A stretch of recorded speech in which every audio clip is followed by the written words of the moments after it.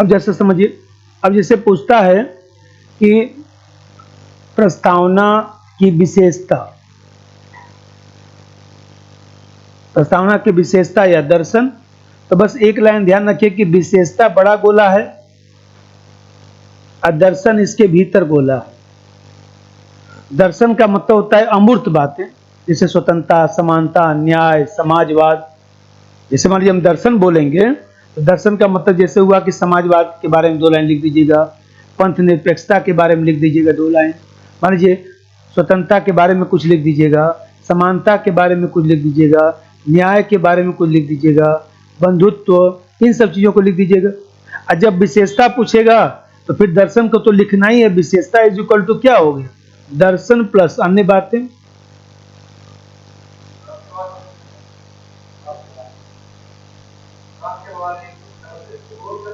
कौन सा राष्ट्रवाद?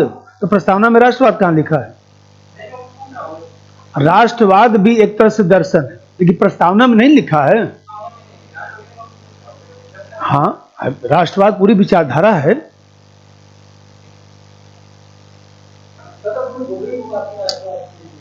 अरे भारतीय राष्ट्रवाद, सत्याराय, सत्याराय की पूरी किताब आती है, हरे रंग की किताब होगी, वो भी विचारधारा है। जैसे समाजवाद विचारधारा है, उदारवाद है, फांसीवाद है, गांधीवाद है, मार्क्सवाद है, उसी तरह से राष्ट्रवाद भी है। अरे राष्ट्रवाद हम लोग के यहाँ पॉलिटिकल साइंस से पढ़ा जाता है, आप लोग सिलेबस में अब नहीं रखा है, पहले था। पढ़िएगा, नौकरी के बाद यही काम आपको है। फिर फोन करके पूछूंगा कितनी पढ़ाई चल रही है।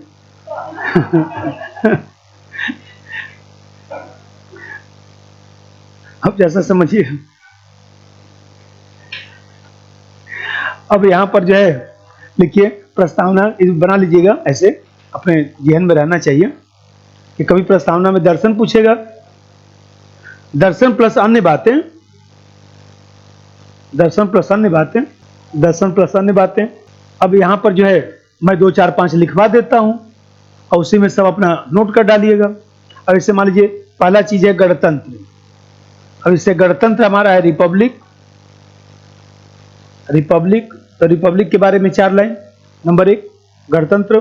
अब समझिए, जैसे मान लीजिए हमारे यहाँ जो गणतंत्र शब्द है वो फ्रांस से लिया गया है, और आप देखते हैं कि नागरिक किसी भी संवैधानिक पद को धारण कर सकता है, और हमारे यहाँ आनुवांशिक और जो है जो वंशानुगत जो राजा की परंपरा है वो सब समाप्त हो गया है।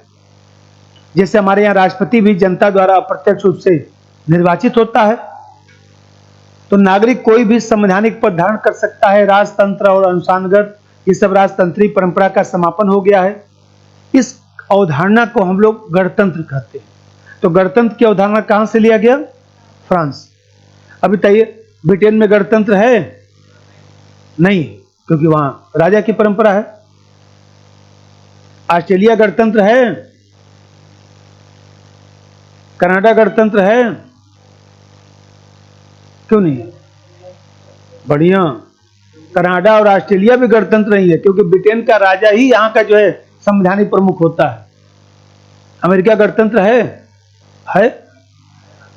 अमेरिका गणतंत्र है? लिखिए 2 लाइन।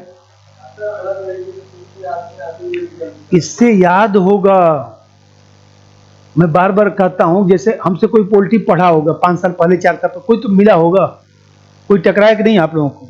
कोई टकराया किसी को? कोई टकराया था हमसे पढ़ा हुआ पॉलिटी? तो उसे पूछेंगे कि पॉलिटी का क्वेश्चन तुम्हारा कितना गलत होता है, तो बोलेगा नहीं पॉलिटी में कोई दिक्कत नहीं। तो कभी सोचिएगा कि ऐसा शब्द वो क्यों बोलता है?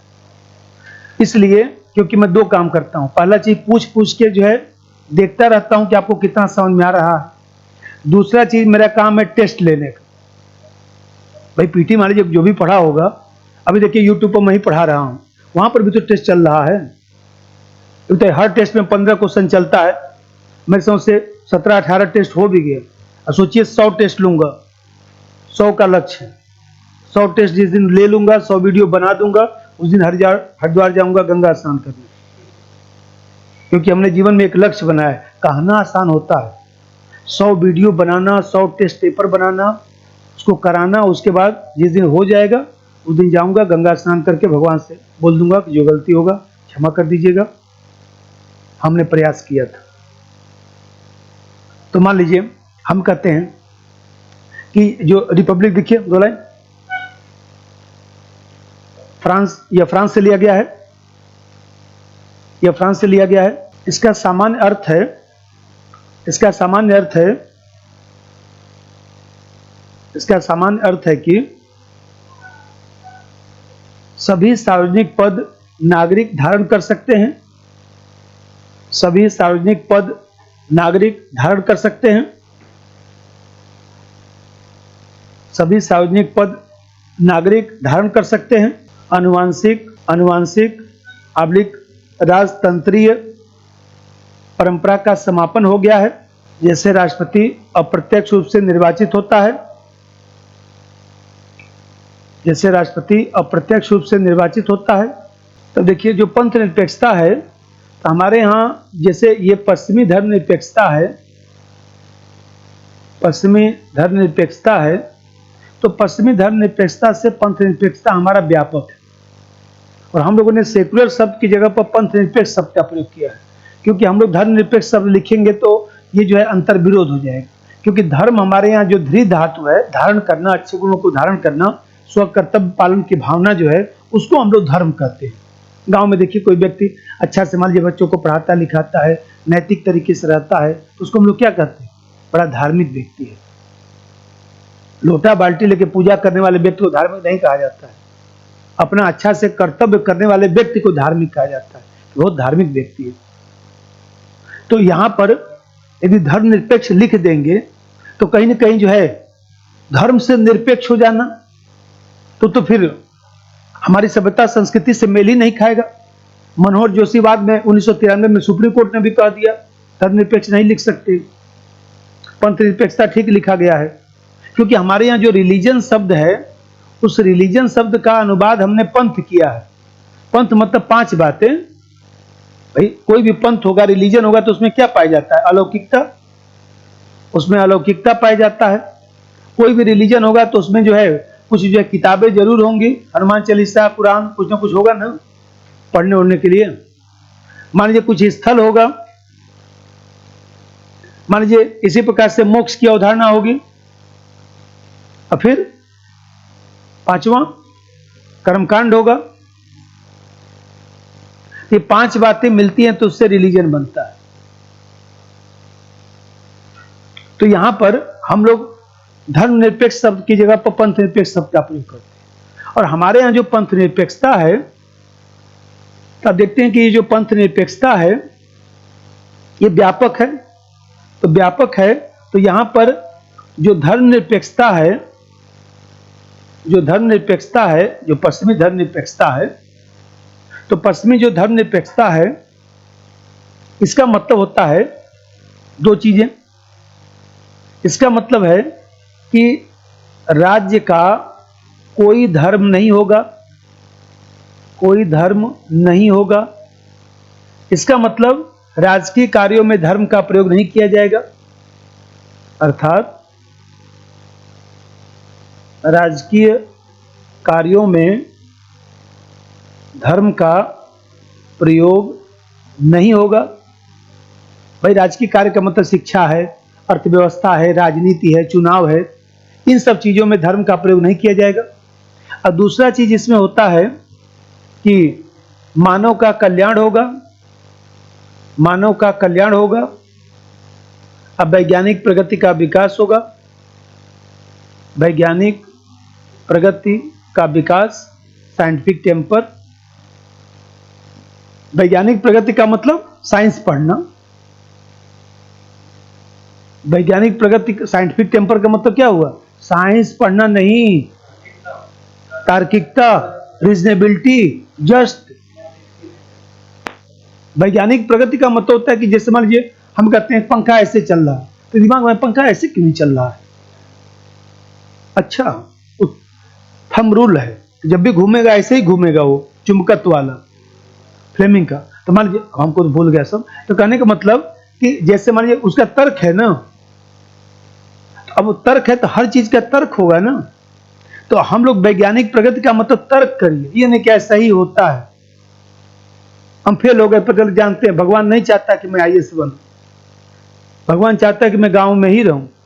भगवान को दोष दे रहे हैं, अपना दोष कुछ नहीं है ना, उस तरह का कर्म भी किए हैं। तो यहां पर देखा जाए तो तार्किक चीज क्या है भाई। दूसरा देखिए, समझदार व्यक्ति होता है, फेल हो गए कोई बात नहीं, बैठ के 2 दिन एनालिसिस करेगा, हमको इकोनॉमिक्स नहीं आता, हमको हिस्ट्री नहीं आता, ये नहीं आता, कोई बात नहीं, अब लाऊंगा 6 से किताब, 12 की एनसीईआरटी पढ़ता हूँ, देखता हूँ कैसे पीटी रुक जाता है। इस बार इकोनॉमिक्स का 2-2 हजार क्वेश्चन लगा के जाऊंगा, ज्योग्राफी का 2000 क्वेश्चन प्रैक्टिस करके जाऊंगा, अब देखता हूँ पीटी कैसे रुक जाता है। इसको साइंटिफिक टेम्पर न कहा जाएगा कि पता लगे रिजल्ट निकल गया, गश्त खा के गिरे हुए हैं, 2 महीने बाद उठे, जो मिल रहा है वैसे बोलना, जानते हैं हमारा रुक गया 2 नंबर से, समय बर्बाद कर रहे हैं। अरे फेल हो गए तो फिर उठिए, जुनून से लगिए। तो हम कहते हैं ये ना साइंटिफिक मेथड होगा कि पता चले कि समय काट रहे हैं, 3 महीना इसी चक्कर में काट दिए कि आपका रिजल्ट खराब हो गया, तब तो फिर दूसरा भी परीक्षा आ गया, वो भी गया, क्योंकि अब ध्यान ही नहीं दिए उस पर। तो यहाँ पर देख रहे हैं कि धर्म जो पश्चिमी धर्म निरपेक्षता है, कितने लोग ऐसे हैं जो फोन करते हैं, जानते हैं सर मन नहीं कर रहा पढ़ने का। हम कहें कि सही बात बोलूं कि आपको मन बहलाने के लिए बोलूं, मैं पूछ लेता हूं, सही बात बोलें कि आपके मन की इच्छा बोल दें? बोले नहीं सर, हम सही बात बोलिए। हमले आप ईमानदारी से शीशे के सामने खड़ा होकर पूछिएगा कि क्या आपने आईएएस बनने का जो योग्यता होनी चाहिए वो आप में है, क्या आपको उतना आता है, क्या आप उतना ईमानदारी से परिश्रम आपने किया, क्या आपने पूरा सिलेबस पढ़ा, 10,000 क्वेश्चन प्रैक्टिस करके गए थे? फोन रख दीजिए। आप बोल रहे थे इसलिए बोल दिया, नहीं तो आपकी बात बोल देता। जानते हैं सब अधिकारी बनना सब प्रारब्ध जन्म का सब होता है, कुछ प्रारब्ध जन्म आपका खराब हो गया था, इसीलिए आप नहीं बन पा रहे हैं। इसमें आपका दोष नहीं है, यूपीएससी का दोष है जो आपको नहीं ले रहा है। ये बताइए। तो मान लीजिए हम कहते हैं, जब आपने कहा कि कठोर सत्य सर बोल दीजिए, मैं कठोर सत्य बोल दिया, अब आपको दुख नहीं होना चाहिए। अरे आपसे बोल ही रहा था कि मन बहलाने के लिए कहिए तो बोल दूं। तो यहां पर पश्चिमी धर्म निरपेक्षता में ये 2 बातें हैं, ए और बी। नहीं बताया कि बहुत सारे बच्चा लोग हमसे हम नहीं फोन करता, जानते बहुत कठोर बोलते हैं। ये बताइए कठोर बोलता हूं तो मैं सही बात बोल दिया तो आपको बुरा लग गया? नहीं, बुरा लगना चाहिए। तो आप ही लोग अभी टेस्ट देते हैं, आप लोग कॉपी चेक कर दिया हूं, कल आके ले लीजिएगा। कल आएंगे ना टेस्ट देने? अच्छा हाँ, कल टेस्ट होगा, जो कल टेस्ट होगा बता दें टॉपिक, लाइए। हाँ, संविधान का तो पहला टेस्ट होगा ना। देखिए ये तो पढ़ा दिया हूँ, भारतीय संविधान की विशेष संघीय व्यवस्था पढ़ा दिया हूँ, तो संघीय व्यवस्था रहेगा, फिर इसमें संसदीय व्यवस्था रहेगा, संशोधन पढ़ा दिया वो भी रहेगा, आधारभूत ढांचा भी, अब प्रस्तावना तभी हो ही रहा है वो भी रहेगा, मूल अधिकार जो है ये नहीं रहेगा, ठीक है ना। हाँ, ऊपर वाला 3 टॉपिक अच्छा से पढ़ के आके लिखिएगा।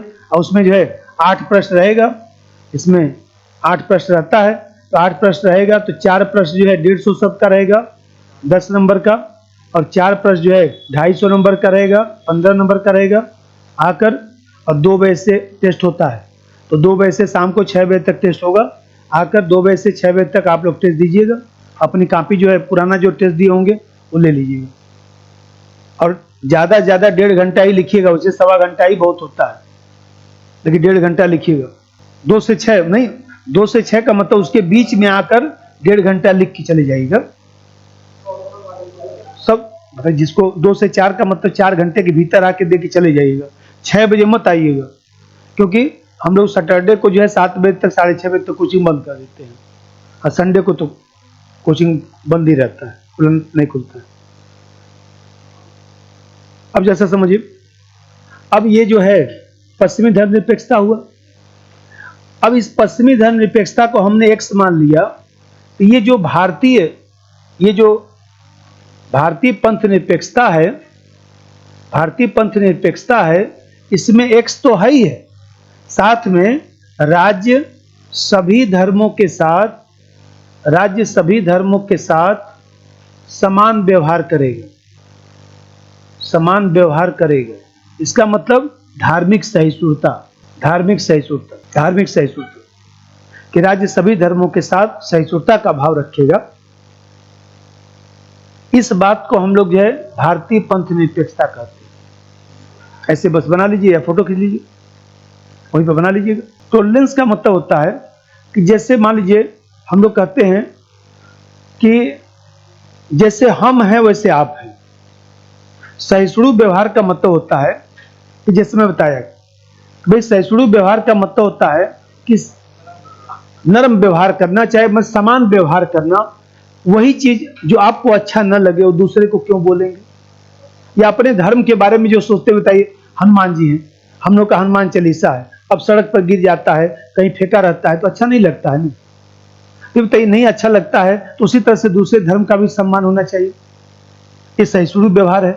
जैसे अपने धर्म में 10 कमी है तो दूसरे धर्म में भी तो 5 कमी होगा। इस तरह से सोच रखना, उसको हम लोग सहिष्णुता कहते हैं। अब एक दूसरे धर्म में कुछ है ही नहीं है, क्यों नहीं भाई?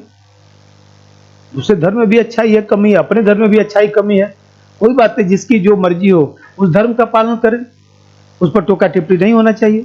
इसी प्रकार से समाजवाद हेडी बनाइए, ऐसे 2-4 मैं लिखवा दूं, बाकी उतार लीजिएगा। समाजवाद, अब समाजवाद के बारे में समझिए। भाई समाजवाद शब्द मूल संविधान में तो था नहीं, मूल प्रस्तावना में तो था नहीं, 42वें संशोधन द्वारा जोड़ा गया।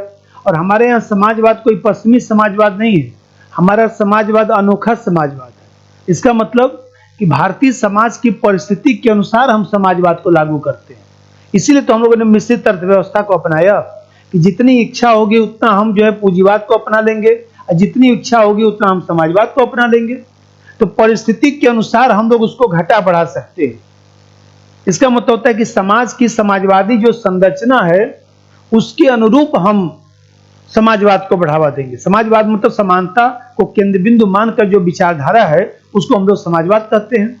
तो उसके हिसाब से हम करेंगे। जैसे अभी मैं बताया, सबको मान लीजिए अनाज दिया जा रहा है और ये आरक्षण दिया जा रहा है, चाहे मान लीजिए सबको छात्रवृत्ति दिया जाता है, कोई बात नहीं, अच्छी बात है। समाज में जो व्यक्ति सामाजिक आर्थिक रूप से कमजोर है, मान लीजिए 10% ईडब्ल्यूएस को आरक्षण दिया गया, उसमें भी कोई समस्या नहीं। हाँ, ये कि चीजें ईमानदारी से लागू होनी चाहिए कि जो वास्तव में गरीब हो वही आरक्षण का लाभ ले। अब फर्जी का पता, सब जमीनों में अपना बेच के ईडब्ल्यूएस का सर्टिफिकेट बना घूम रहे हैं, बहुत सारे लोग मिल जाएंगे। हाँ, तो बाद में जांच होगा 10 साल बाद, तब ना पता चलेगा। सरकारी काम में 10 साल बाद जांच होता है। यूपी में बहुत सारे लोग टीचर लोग बन गए थे, मैं बता रहा हूँ कहानी। टीचर लोग बन गए थे, अब 1-2 टीचर लोग हमको फोन भी किए, तो सर उसमें ऐसे हुआ था, हम लगा दिए हैं। अब 2 साल तो हो गया हमको, देखिए मैं उसमें काम किया हूँ सरकारी महकमा में, हम लोग का भी 12 साल बाद जांच हुआ था। मतलब स्कूल में से लगाए बोर्ड तक सब अपना कागज जाता है, वो अपनी जांच चलता रहता है। तो हमने देखिए सरकारी महकमा में काम लेट होता है, लेकिन जांच होगा, फंस जाएंगे, 10 साल का सैलरी भी लिया जाएगा, जेल भी जाना पड़ेगा। बहुत सारे लोग चले भी गए, उसमें कोई मुरुवत नहीं। हमारे हम इन लोगों के जिले में मैं था, उसमें बागपत में तो 12-14 लोगों का जो है, हाँ बागपत में भी रहा हूँ 2 साल। तो मान लीजिए 12-14 जो लोग थे उनकी जांच करने का आया था, बागपत के लोग थे। उसमें से 7 लोग तो सही थे, 2-3 लोग फर्जी थे, 3-4 लोग फर्जी निकल गए। अब फर्जी निकल गए, जांच हमें ही करना था, लिख कर देना था। हमने अपने स्तर से जांच करा लिया। वो लोग हाई स्कूल के मार्कशीट में कुछ परिवर्तन किए थे, हमने बोर्ड, फिर इलाहाबाद बोर्ड से मार्कशीट जो ओरिजिनल था वहां से मंगवाया, फिर इनकी जो मार्कशीट आई थी वो मंगवाया, फिर स्कूल से मंगवाया, और तीनों को रख कर हमने मिलान कर लिया, लिख पढ़ के भेज दिया, चली गई नौकरी, खत्म। अब किसी को पता थोड़ा चलता कौन अधिकारी जांच किया, अब कैसे हमसे संपर्क करेंगे? क्योंकि मैं किसी को बताऊंगा ही नहीं कि हमारे पास जांच आपका आया हुआ है। अब उसमें भी मान लीजिए सबको करिए, हाँ अधिकारी ईमानदार हो, अब पता लगे पहले ही फोन करके बता दिया कि आपकी जांच हमारे यहाँ आई हुई है, गलत हुई है, 10 लाख रुपए पहुंचा दीजिए। तो समाजवाद में लिखिए, मूल प्रस्तावना में नहीं था, मूल प्रस्तावना में नहीं था, बल्कि 42वां संशोधन द्वारा जोड़ा गया, बल्कि 42वां संशोधन द्वारा जोड़ा गया, 42वां संशोधन द्वारा जोड़ा गया। भारत में समाजवाद अनोखा है, समाज की समाजवादी संरचना के अनुरूप है, समाज की समाजवादी संरचना के अनुरूप है। इसे व्यवहार में लोकतांत्रिक समाजवाद कहा जाता है। इसे व्यवहार में समाज की समाजवादी संरचना के अनुरूप है। समाज की समाजवादी संरचना के अनुरूप है। इसे व्यवहार में लोकतांत्रिक समाजवाद कहा जाता है। इसी को देखिए, ऐसे चाचा लाइन सब लिखना है। जैसे मान लीजिए लिखा गया है संपूर्ण प्रभुत्व संपन्न, संपूर्ण प्रभुत्व संपन्न, संपूर्ण प्रभुत्व संपन्न। अभी दिल्ली में जैसे जांच चल रहा है, आजकल दिल्ली में जो टीचर है ना 5-7 साल पहले 8 साल वाले, उनकी जांच चल रही है। ठीक, तो जो 5-7 साल पहले जो टीजीटी बने थे, जो टीचर बने थे, उनकी जांच अब चल रही है। तो कुछ फाइल ऐसे हमारे मैसेज पास आया हुआ था, मैं से पूछा, बोले वो जो है 2008 वोट का आया है। आपको ध्यान होगा कि एक IAS अधिकारी हैं दिल्ली के, नाम छोड़ दीजिए, उनकी मैसेज टीजीटी में उन्होंने करवा दिया था, फर्जी मार्कशीट इधर उधर, रिजाइन कर दी। फिर भी अब जांच होगी तो जेल जाना पड़ेगा। ऐसे मामला फंसता है। सरकारी नौकरी में कभी झूठ फरेब करके नौकरी नहीं पकड़ना चाहिए। एक लाइन का कंसेप्ट समझ लीजिए, ईमानदारी से जो आपका मार्कशीट है वो लगाइए, ईमानदारी से प्रयास कर लीजिए, किसी के कहने सुनने पर नहीं जाना चाहिए सामान्य रूप से। और दूसरा चीज कि जैसे मान लीजिए PCS में मान लीजिए 100 सीट है, तो मान के चलिए कि 10 सीट में तो इधर उधर होता है। ये भी मैं व्यवहार में बता दूं कि 10 सीट में आपका इधर उधर हो सकता है, क्योंकि जानते हैं बड़े बड़े अधिकारी हैं, फिर दूसरी चीज की मंत्री हैं, तमाम घर के लोग होते हैं, वो लोग जो है इंटरव्यू देने जाते हैं, सब लोग पहचानते हैं, तो वो व्यवहार में मान के चलिए कि वो हो जाता है न चाहते हुए। मान लीजिए हमारा बच्चा इंटरव्यू देने के लिए गया, अब मान लीजिए वहां पर जो लोग बैठे हुए हैं, मैं भी नौकरी किया हूँ, सब लोग PCS अधिकारी सामान्यतः बैठते हैं, तो जानते ही है त्रिपाठी जी का लड़का है। ये बताइए, स्वाभाविक सी बात है कि 10-5 नंबर इंटरव्यू में ज्यादा तो दे ही देगा भाई, स्वाभाविक सी बात है।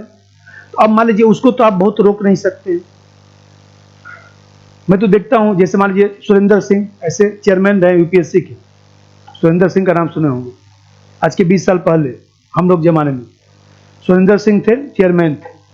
उनका जो भांजा था वो हम लोग के साथ पढ़ा हुआ है, उसका PT निकल गया, मेंस निकल गया IAS का, तो ऐसे पढ़ता था, तो हम लोग जाते रहते थे, तो बोला अब मेरा सिलेक्शन हो जाएगा। और वास्तव में उस जमाने में 250 नंबर में जो है 240 नंबर इंटरव्यू में हो पाए थे। अब कैसे नहीं सिलेक्शन होगा, खुद सोचिएगा जरा। IPS है, तब आप उसको रोक तो नहीं सकते ना। अरे सब जानते, जितने मेंबर हैं, चेयरमैन के घर कैसे जाने का नहीं लोग। भाई बताइए, ओम बिरला की लड़की IAS है ना, ओम बिरला जी की लड़की IAS है ना, तो जरा से इंटरव्यू में नंबर देख लीजिएगा कितना है, 235 नंबर है 250 में। कभी आपने सोचा कि 250 में 235 नंबर इंटरव्यू में क्यों मिल गया? अरे दुनिया नहीं जानेगी कि ओम बिरला की लड़की हैं, स्पीकर की लड़की हैं, बैठिए कोई बात नहीं, क्या पूछना जाइए। तो मान लीजिए ये सामान्य जो चीज है, तो मैं हमेशा ये कहता हूं कि आप 100 सीट में से 10 सीट निकाल दीजिए, आपको 90 सीट में से 1 सीट लेना है, बस ये अपना लक्ष्य रखिए कि हमको पढ़ने में इतना अच्छा बनना है कि 90 में से हमको 1 सीट मिल जाए। हाँ, ये इसकी गारंटी मैं बताता हूं कि 90 सीट पर धांधली नहीं होती है, वो तो फेयर सिलेक्शन होता है, 10 ही 5 पर होता है केवल, वो भी बहुत ज्यादा पकड़ है तब। हल्का फुल्का खूब बढ़िया से तैयारी करिए, फेयर सिलेक्शन होता है, चाहे PCS हो चाहे IAS हो, कहीं कोई दिक्कत नहीं। 10-5 छोड़िए, वो सब कितना भी कर लेंगे तो काली कोठरी में जाएंगे तो थोड़ी बहुत कालिख लग ही जाएगी। मछली जो है पानी में तैरेगी तो थोड़ी बहुत ना चाहते हुए पानी पी लेगी। तो इसमें मैं बता रहा था, दोबारा कर लिया तो कोई दिक्कत, दोबारा कर लिया ना उसमें कोई दिक्कत नहीं, उसमें कोई दिक्कत नहीं है। जैसे मान लीजिए मैं बताऊं, जैसे MA आपने कर लिया, मान लीजिए MA में आपका 40% आ गया, अब मान लीजिए आपको लगता है कि फर्स्ट डिवीजन हमारा MA होना चाहिए, दोबारा कर लीजिए MA, कोई दिक्कत की बात नहीं। 10th कर लीजिए, अब डेट ऑफ बर्थ चेंज करके तो फिर अब उसमें चक्कर क्या होता है हमारे यहाँ नियमावली में लिखा गया कि 10th की मार्कशीट में जो डेट ऑफ बर्थ होता है उसी से हम लोग देखते हैं। एक बेसिक नियम जान लीजिए, यदि 10th की मार्कशीट में डेट ऑफ बर्थ चेंज हो गया है और परीक्षा पास कर लिया है तो फिर सामान्यतः ज़्यादा कोई दिक्कत नहीं आता है, क्योंकि हमारे यहाँ अभी भी नियमावली में वही चल रहा है कि 10th में जो लिखा है ना आपका नाम और 10th में जो डेट ऑफ बर्थ लिखा है उसी को हम लोग आधार मानते हैं। छोड़िए, डबल कर लिया। चलिए, संपूर्ण प्रभुत्व संपन्न। संपूर्ण प्रभुत्व संपन्न का मतलब होता है, लिखा है ना कि संपूर्ण प्रभुत्व संपन्न समाजवादी पंथ निरपेक्ष लोकतांत्रिक गणराज्य। तो संपूर्ण प्रभुत्व संपन्न शब्द का क्या मतलब है? इसका मतलब होता है कि भारत पर किसी भी प्रकार का या भारत की सरकार पर किसी प्रकार का जो है न तो आंतरिक दबाव है न तो बाह्य दबाव है। इसका मतलब कि देश के भीतर जो है सरकार कोई भी निर्णय कर सकती है। देखिए, मोदी साहब 8 बजे आए, नोटबंदी कर दी। मान लीजिए रात में आए, उन्होंने लॉकडाउन लगा दिया। तो इसको हम लोग संप्रभु सरकार बोलते हैं। हमारी इच्छा हम अमेरिका से संबंध बनाए, जर्मनी से संबंध बनाए, चाइना से संबंध बनाए न बनाए, यूएनओ का सदस्य रहें न रहें, ऐसी इच्छा रखने वाली जो व्यवस्था है उसको सोवरेंटी कहा जाता है। 2 लाइन लिख दीजिए, लिखिए जल्दी से। ज्यादा भटकाव नहीं होना चाहिए इस फील्ड में, बार बार बोलता हूं। आप इतना भटक जाएंगे तो कैसे होगा? लिखिए, सिद्धांत भारत की सरकार पर न तो कोई आंतरिक दबाव है और न ही कोई बाह्य, न तो कोई आंतरिक दबाव है न तो कोई बाह्य। अर्थात सरकार देश के भीतर कोई भी कानून बना सकती है और साथ ही अपनी इच्छा से वैदेशिक संबंधों का निर्धारण कर सकती है। अपनी इच्छा से वैदेशिक संबंधों का निर्धारण कर सकती है। वैदेशिक संबंधों का निर्धारण कर सकती है। और जैसे मान लीजिए स्वतंत्रता है, स्वतंत्रता के बारे में 2 लाइन। आप देखते हैं कि हमारे यहाँ जो है जो स्वतंत्रता लिखा गया है वो बहुत सकारात्मक स्वरूप में लिखा गया है। सकारात्मक स्वरूप का मतलब देखिए, जैसे मान लीजिए स्वतंत्रता में लिखा गया विचार, अभिव्यक्ति, विश्वास, धर्म, उपासना। विचार, अभिव्यक्ति, विश्वास, धर्म, उपासना, इन 5 बातों की स्वतंत्रता की बात की गई है। तो आप देखते हैं कि हमारे यहाँ जो है विचार अभिव्यक्ति की जो विचार अभिव्यक्ति है 19 से कम में उसको डिफाइन भी किया गया। तो आप देखते हैं कि विचार अभिव्यक्ति हुआ, विश्वास हुआ, धर्म हुआ, उपासना हुआ, इसको सकारात्मक संदर्भ में लिया गया कि हर व्यक्ति अपना विचार रख सकता है। भाई हमें कहते हैं कि हो सकता है कि हमारे विचार से पूर्णतः आप संतुष्ट न हो, आपके विचार से हम पूर्णतः संतुष्ट न हो, लेकिन विचार रखने में क्या है? भाई कोई व्यक्ति मान लीजिए विचार रखता है, या तो मान लीजिए सही बोलेगा या गलत बोलेगा। गलत बोलेगा तो तर्क करके उसको सही समझाया जा सकता है। मान लीजिए इन्होंने कुछ कहा, हमने तर्क करके समझाया ना, अरे भाई साधारण बहुमत को संशोधन में नहीं माना जाता है, नंबर नहीं दिया जाता है, इसलिए लिख दिया गया हुआ कि 2 संशोधन की प्रक्रिया है, कोई दिक्कत नहीं। हमने अपना तर्क दिया ना, हम नहीं मानिए 3 ही होता है। अरे भाई हम तर्क तो दीजिए अपना, अरे इनसे भी हम तर्क पूछे, भाई आप भी तर्क दीजिए। ये भी बताया कि भाई यहाँ पर लिखा हुआ है चाहे वहां लिखा हुआ है। तो मान लीजिए ये तो विचार विमर्श की प्रक्रिया चलनी चाहिए। तो विचार विमर्श हमारे यहाँ जो है सकारात्मक स्वरूप में है। भाई कोई व्यक्ति सही बोलेगा तो अच्छी बात है, गलत बोलेगा तब तो भी अच्छी बात है, कुछ सही बोलेगा कुछ गलत बोलेगा तब भी अच्छी बात है। तो उसका विश्लेषण करके उसको ठीक किया जा सकता है।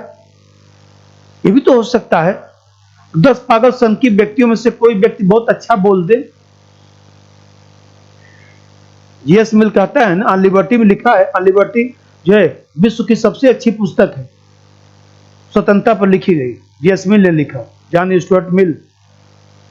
तो उसने लिखा सबको पागल सन की सबको बोलने का अधिकार होना चाहिए, क्योंकि हो सकता है कि कोई पागल सन की व्यक्ति कभी कभी सही बोल देता हो। घर में नहीं, कभी कभी लोग सही बोल देते हैं। आप लोग मान लीजिए तैयारी करते हैं, देखिए घर में 10 लोग होते हैं, कोई पागल सन की बोल देता है, कौन सी तैयारी चल रही, 4-5 साल हो गया कुछ हो नहीं रहा, गुस्सा तो बहुत आपको आता है, लेकिन उस पागल सन की व्यक्ति को तुरंत मिठाई उठाई खिलाना चाहिए, नहीं आपने बहुत सही बोला है, बात सही है यार, 4-5 साल हो गया, इटी निकलना चाहिए, मैच देना चाहिए। बोले बाबू हम तो जो सही था वही बात बोल दी। ये बताइए उस व्यक्ति को अब जबरदस्ती आप उसको नकारात्मक भाव से मत देखिए, वो ठीक बोल रहा है व्यक्ति। तो मान लीजिए सपोज करिए तो हमारे यहाँ स्वतंत्रता जो है वो सकारात्मक स्वरूप में, व्यापक स्वरूप में, हम लोग क्या करते हैं, अपने स्वार्थ को देखने लगते हैं, जिसके कारण दिक्कत होती है। हमेशा अपना स्वार्थ मत देखिए, निष्पक्ष भाव से सोचिए, निष्पक्ष भाव से सोचिए कि क्या चीज है। लिखिए, प्रस्तावना में स्वतंत्रता को सकारात्मक स्वरूप में स्वीकार किया गया है, सकारात्मक स्वरूप में स्वीकार किया गया है। इसमें विचार अभिव्यक्ति, विश्वास, धर्म, विचार अभिव्यक्ति, विश्वास, धर्म, विचार अभिव्यक्ति, विश्वास, धर्म तथा उपासना की स्वतंत्रता को महत्व दिया गया है। विचार अभिव्यक्ति, विश्वास, धर्म, उपासना की स्वतंत्रता को महत्व दिया गया है। इसी पहलू को एफआर में विस्तार दिया गया, मूल अधिकार, इसी पहलू को एफआर में विस्तार दिया गया, फंडामेंटल राइट में विस्तार दिया गया। इसी प्रकार से जैसे समानता, आप देखते हैं कि समानता को हमारे यहाँ जो है 2 डायमेंशन में स्वीकार किया गया, भाई प्रतिष्ठा की समानता और अवसर की समानता। भाई बताया कि भाई सबकी प्रतिष्ठा समान होनी चाहिए। कोई व्यक्ति मान लीजिए छोटा है, कोई बड़ा है, कोई गोरा है, कोई काला है, तो सब भगवान ने अलग अलग बनाया है। भाई जैसे पेड़ पौधे हैं, कोई छोटा पेड़ पौधा, कोई बड़ा पेड़ पौधा, कोई कुछ, तो सब लोगों को जो हम लोग को बनाया है, और उसमें पता लगे कोई छोटा व्यक्ति है, मान लीजिए किसी का बाल नहीं है, अब उसको आप सोच रहे हैं, जानते हैं, देखिए इनका, अरे भगवान ने वैसे ही बना तो क्या करूं, या तो बिग लगा के टहलूं। कितने लोग हमारे मान बोलते हैं बिग लगा लीजिए, हमको बिग नहीं लगाऊंगा, क्या करना बिग लगा के, अब भगवान ने नहीं बाल दिया तो क्या करें, उसमें हमारा क्या दोष है। तो मान लीजिए किसी का नाक ही लंबा हो गया, अब मान लीजिए लोग कहते हैं नाक लंबी, अरे भगवान ने ऐसे ही हमको बनाया है। ये हमें कहते हैं कि प्रतिष्ठा की समानता, कि सबकी प्रतिष्ठा और गरिमा समान होनी चाहिए। किसी का मुंह मान लीजिए गोल है, किसी का मुंह चौड़ा है, अब पता लगे कि किसी को बोलने के जानते हैं इनका मुंह बहुत गोल है, अरे गोल है चाहे चौड़ा है, भगवान ने ऐसे ही बनाया है उसी स्वरूप में। कोई व्यक्ति मान लीजिए मोटा है, तो देखिए ऐसा नहीं कि वो व्यक्ति जो मोटा है वो 10 रोटी खा रहा है, ये अपने दिमाग से निकालिए। कोई व्यक्ति पतला है तो ऐसा मत सोचिए कि वो 1 ही रोटी खाता है। बहुत सारे पतले लोग हैं जो 10 रोटी खाते फिर भी नहीं मोटा सकते। तो मान लीजिए ये तो भगवान की रचना है ना, इस रचना को हमें स्वीकार करना चाहिए। लिख दीजिए 2 लाइन, इसमें सभी व्यक्तियों की प्रतिष्ठा आबली गरिमा, प्रतिष्ठा आबली गरिमा की समानता, प्रतिष्ठा आबली गरिमा की समानता तथा अवसर की समानता को शामिल किया जाता है। और इसी पहलू को अनुच्छेद 14 से 18 में विस्तार दिया गया है। अब 2-3 और लिखिएगा, 2-3 मैं लिखवा दिया, जगह छोड़िए, आधा पेज भर डालिएगा। आप लोगों के नोट्स में होगा, पेज नंबर बताइए, दिखा देता हूँ, उसी में होगा, उसी में उतार लीजिएगा।